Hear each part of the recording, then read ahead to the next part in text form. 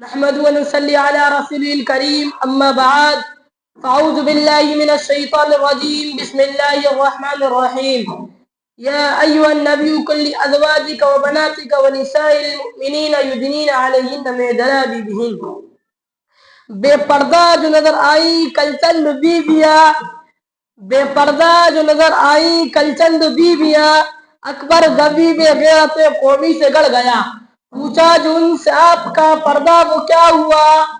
پوچھا جو ان سے آپ کا پردہ وہ کیا ہوا کہنے لگی کہ عقل پہ مردوں کی پڑ گیا۔ محترم حضرات، میں نے آپ حضرات کے سامنے قرآن کریم کی ایک آیت کا ٹکڑا پڑھا جس کے اندر نبی اکرم صلی اللہ علیہ وسلم کو اس بات کی ہدایت ہوئی کہ اپنی بیویوں اور اپنی بیٹیوں اور تمام مسلمانوں کی عورتوں کو اس بات کا حکم دے دیجئے کہ اپنے اوپر تھوڑی سی چادر کا ٹکڑا لٹکا لیں، یعنی کلام اللہ شریف کی اس آیت سے پردے کا حکم نازل ہوا۔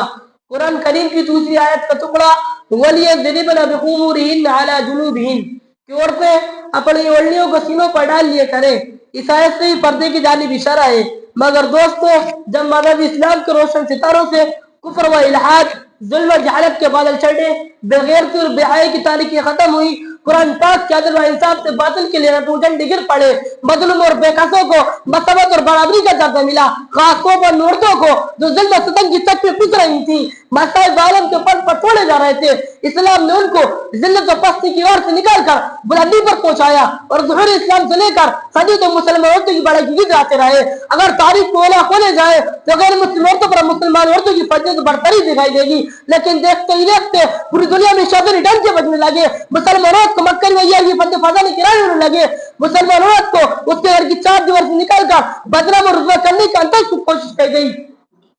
اسے شابی محفل بنا کر درنے صفر انسانوں کے حوالے کیا گیا، پردے کی مخالفت میں لاکھوں تباہ کیا کر گئے۔ ان کی صرف ایک ہی سزا تھی کہ پردے کے گریبان کو چار کو ریزہ کیا جائے اور عقل بے لگام اور بے حیا چھوڑ دیے جائے، بولتا ہے گل کھلائے۔ چنانچہ خواتین پٹھوں کی آرزو پوری ہوئی اور انہوں نے آہستہ آہستہ مسلم خواتین کو بیٹا لیا۔ مسلمان عورتوں نے بھی پرد جیز عظیم نعمت کو پیٹ کو چٹال کر مردوں کے ساتھ کاندھے سے کاندھا ملانا شروع کر دیا۔ پھر نہ پوچھئے اس کا یہ معاشرہ کن کن خرابیوں تو دوچار ہوا، کتنی مصیبتوں اور آفتوں کو سامنا ہوا، مکان اور دکانیں، بستی اور بیابانیں برائیاں ہی برائیاں نظر آنے لگیں۔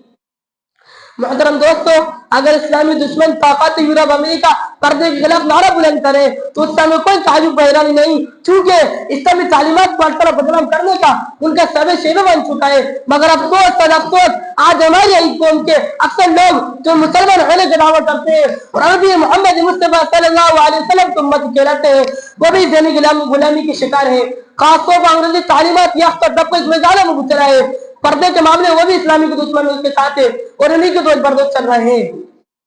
کسی شاعر نے ایسے ہی لوگوں کے بارے میں کیا کہا ہے، انہی کی محفل سوارتا ہوں، چراغ میرا ہے رات ان کی،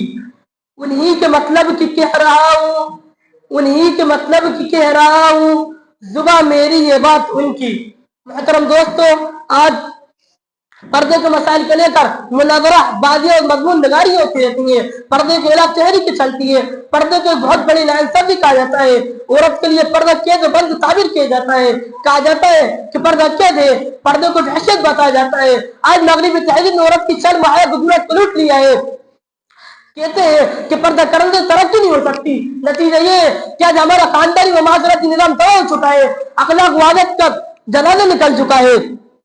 یہی وہ تہذیب ہے کہ جس نے عورت کو چراغ خانہ بننے کے بجائے اس کے اندر شب محفل بننے کا جذبہ ابھارا ہے۔